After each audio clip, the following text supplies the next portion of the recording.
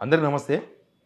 కాంగ్రెస్ సంబంధించిన ఒక senior leader Gandhi భవన్‌లో కూర్చొని ప్రెస్ మీట్‌లో ఆ ఎమ్మెల్యే ఏ పార్టీయో స్పీకర్‌ని అడగగానే చెప్తాడన్నాడు. ఆయన ఎవరో కాదు, మాజీ ఎమ్మెల్సీ జీవన్ రెడ్డి. ఆయన అన్నది ఎవరినో కాదు, జగిత్యాల ఎమ్మెల్యే డాక్టర్ సంజయ్ గురించి. అసలు ఎందుకన్నాడు? ఆయన ఒక్కరి పరిస్థితే కాదు, పార్టీ మారిన అందరి ఎమ్మెల్యేల పరిస్థితి ఇదే. వాళ్ళు ఏ పార్టీలో ఉన్నారో తెలవదు, ఏ పార్టీ తరఫున ప్రాతినిధ్యం వహిస్తున్నారో తెలవదు, ఆ కాన్స్టిట్యున్సీ జనాలకు ఏం చెప్తున్నారో కూడా తెలవదు. వాళ్ళంతా ఇప్పుడు వెయిటింగ్ ఫర్ సుప్రీంకోర్టు తీర్పు కోసం చూస్తున్నారు. కానీ జీవన్ రెడ్డి మాట్లాడిన తర్వాత ఎంత అవమానకరమైన పరిస్థితులు అంటే, ఆ ఎమ్మెల్యేలు, ఒక ఎమ్మెల్యే ఏ పార్టీలో ఉన్నో కూడా తెలియనంత ఒక సందిగ్ధకరమైన పరిస్థితి ఉండకూడదు. ఎందుకంటే ఎమ్మెల్యే అనేది జీవితకాలం ఉండేది కాదు. 5 సంవత్సరాలు, ఎక్కువ 5 సంవత్సరాలు. మళ్ళీ అదృష్టం ఉంటే గెలుస్తారు, లేకపోతే లేదు. కానీ 5 సంవత్సరాలు గర్వంగా తలెత్తుకొని, నేను పలానా పార్టీ, నా పార్టీ నన్ను గెలిపించింది, లేకపోతే నేను నా పార్టీతో కలిసి నడుస్తున్నా, నాకు కార్యకర్తలు ఉన్నారు, నాకు బంధుగణం ఉంది, ఎవరికైనా పార్టీయే బేస్. ఈ అన్ని విషయాల మీద మాట్లాడదాం. మాట్లాడకన్నా ముందు సబ్స్క్రైబ్ చేసుకోని వాళ్ళు కింద ఉన్న బటన్ నొక్కండి, సబ్స్క్రైబ్ చేసుకోండి. డైరెక్ట్ సబ్జెక్ట్ ఇదే.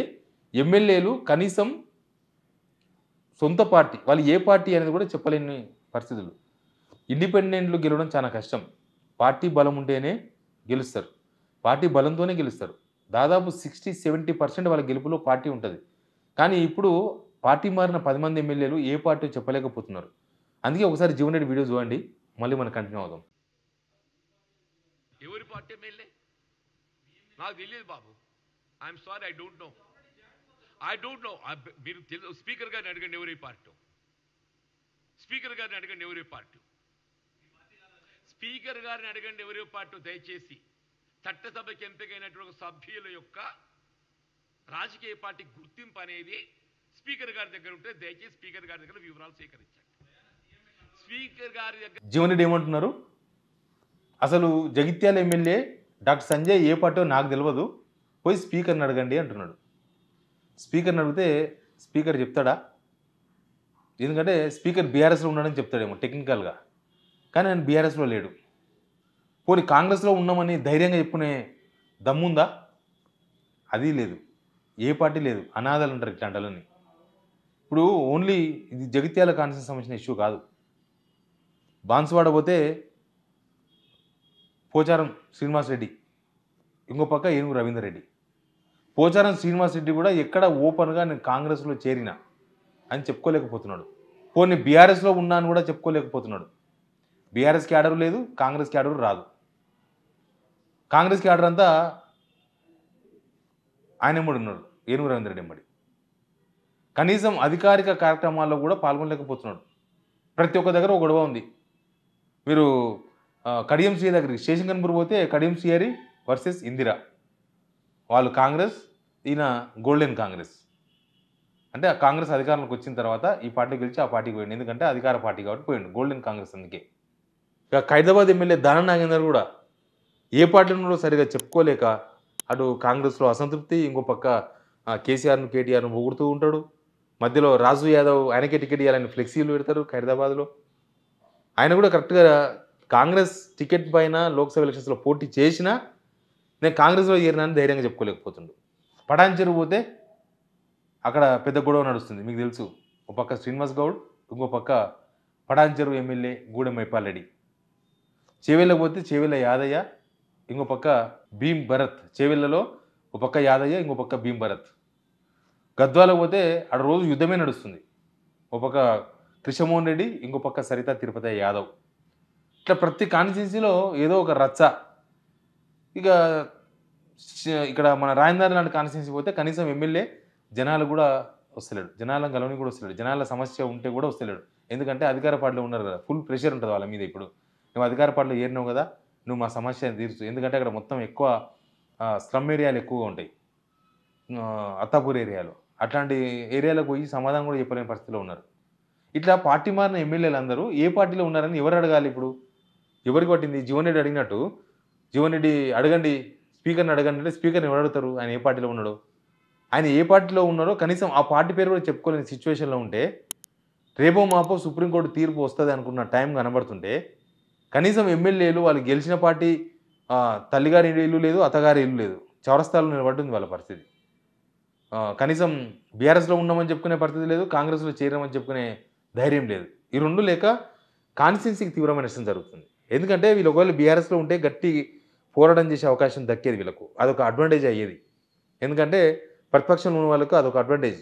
వాళ్ళు ఏ సమస్య ఉన్నా జనాల దగ్గర పోవచ్చు, జనాలను కలవచ్చు, మేము మీ సమస్య కోసం గవర్నమెంట్తో కొట్లాడతామని చెప్పొచ్చు, అవసరమైతే వచ్చి సీఎం రేవంత్ రెడ్డి ఇంటి ముందు ధర్నా కూడా చేయొచ్చు వాళ్ళకి చిత్తశుద్ధి ఉంటే. అధికార పార్టీలో ఉంటే అధికారులంతా మయంబడే ఉన్నారు, మీకెందుకు ఆ సమస్యను పరిష్కరిస్తా అని చెప్పొచ్చు. ఇప్పుడు ఆ సమస్య పరిష్కరించే అవకాశం లేకుండా పోయింది, కనీసం ఆ సమస్య కోసం ఫైట్ చేసే అవకాశం కూడా లేకుండా పోయింది 10 మంది ఎమ్మెల్యేలు.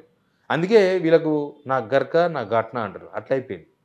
వాళ్ళు జనాలలో ఉండలేరు, ఏ పార్టీలో ఉన్నారో చెప్తలేరు. అందుకే వాళ్ళ వల్ల జనాలు కూడా ఉపయోగం లేదు. ఈ పార్టీ మారిన 10 మంది ఎమ్మెల్యేలు సుప్రీంకోర్టు తేల్చినా తేలకపోయినా వాళ్ళనే తెలుసుకోవాలి. వాళ్ళు మేము కాంగ్రెస్లో చేరినాం, మేము అధికార పార్టీలో చేరినాం, మేము అధికార పార్టీలో చేరినాం కాబట్టి మా ప్రజలకు చేసి పెడతాం పనులు, చేయండి పనులు. మేము చేరలేదు, మేము గవర్నమెంట్తో కొట్లాడతాం, అది కూడా జనాల కోసం కొట్లాడతాం. అది లేదు, ఇది లేదు. అందుకే వాళ్ళ పరిస్థితి చాలా దారుణంగా తయారైపోయింది. అసలు విలువ లేకుండా పోయింది. వాళ్ళకు కాంగ్రెస్లో విలువ లేదు, బీఆర్ఎస్లో ఎట్లా విలువ ఇవ్వరు. వాళ్ళు బీఆర్ఎస్లో ఉన్నామని చెప్పుకున్నా, బీఆర్ఎస్లో ఒకవేళ ఉంటే వాళ్ళు కోర్టుకు పోయి కేసు ఎందుకు పెడతారు? ఇప్పుడు చాలా వాళ్ళ పార్టీలో ఇంకా 28 మంది ఎమ్మెల్యేలు ఉన్నారు, 10 మంది 28 మంది ఎమ్మెల్యేల మీద కంప్లైంట్ చేయలేదే, 10 మంది ఎమ్మెల్యేల మీద కంప్లైంట్ చేశారు. ఎందుకు అంటే 10 మంది ఎమ్మెల్యేలు గోడ దుంకిరు కాబట్టి.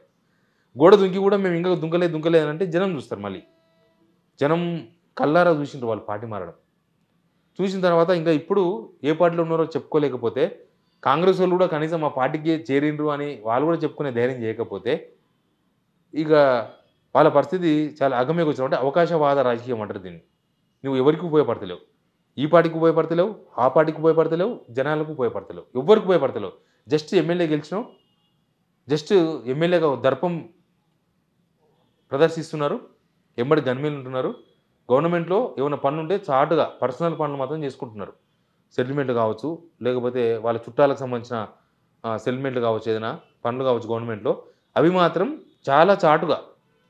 జనాల పనులు అయితే వాళ్ళకు కూడా ఇంతసేపటికి వాళ్ళ సొంత పనులు, వాళ్ళ చుట్టాల పనులు మాత్రమే పోయి గవర్నమెంట్లో మినిస్టర్లను కలిసి అక్కడ కలిసి ఇక్కడ కలిసి సీఎం ఆఫీస్కు చాటుగా పోయి అక్కడ పోయి పనులు చేసుకుంటున్నారు. దానివల్ల ఎవరికి ఉపయోగం? కాన్స్టిట్యున్సీ జనాలకి ఏమైనా ఉపయోగమా? ఓట్లు వేసిన ప్రజలకి ఏమైనా అవసరం అక్కడికి వచ్చిందా? అట్లా రాలేదు, ఇట్లా రాలేదు. అందుకే వీళ్ళు ఎటు కాకుండా పోయినరు.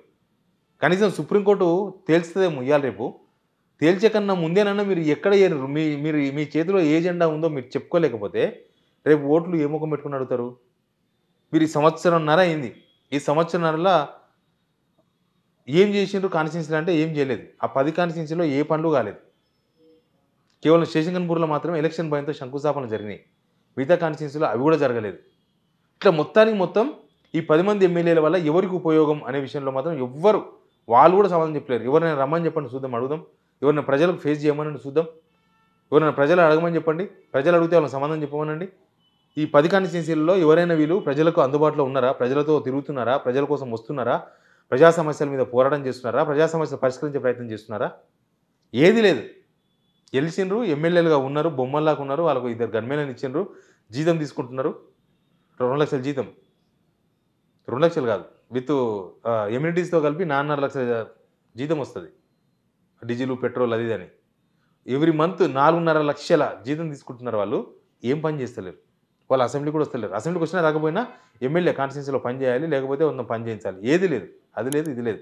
ఎనీవే ఈ 10 మంది ఎమ్మెల్యేలు ఇప్పుడు ఏ పార్టీ అని అడగమని జీవన్ రెడ్డి చెప్పింది కాబట్టి అసలు ఏ పార్టీ అని చెప్పుకునే ధైర్యం వాళ్ళకి లేదు, చేర్చుకున్న ధైర్యం వీళ్ళే లేకపోవడాన్ని ఎట్లా చూస్తారో మీరు కూడా కామెంట్ రూపంలో చెప్పండి. Please subscribe signal TV.